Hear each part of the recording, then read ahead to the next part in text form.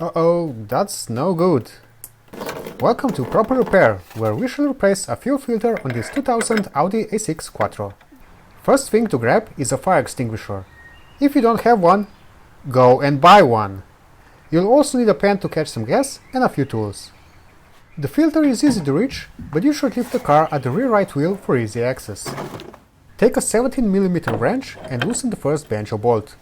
Keep in mind that these bolts are quite tight. Obviously, have a pan ready underneath the filter. The banjo on the other side is a 19mm. You can help yourself with a 20mm ring wrench by holding the filter on the other end.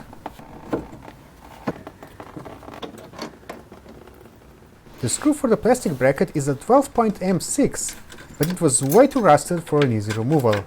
I cut a slit in it, but it would only rotate indefinitely. I had to cut through the plastic to get the filter loose. Here you can see how the bolt is rusted together with the nut. Now remove the filter and be amazed how clean the fuel coming out of it is. Keep in mind the direction of the flow. I got a new filter from MAN, and when compared to the old one, it seems it would fit. We see that the old one was still the original from the factory. The banjo bolts are a bit corroded, so let's clean them up a bit. Be sure to remove old crush washers, which can be rusted to the bolt. You shall need new ones, and trust me, you need new ones, one with 12mm and one with 14mm of inner diameter.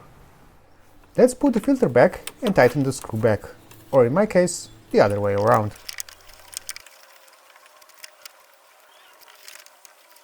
Screw the banjo bolts back in and tighten them very firmly.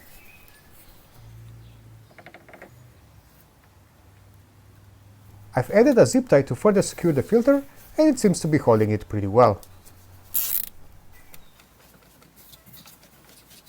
Then start the car for a short time and check for leaks. In this shot, the leak on the intake side is obvious, but fuel is also leaking on the other side. See how the end of the fuel line is slightly wet. So be sure that everything is completely dry after this job.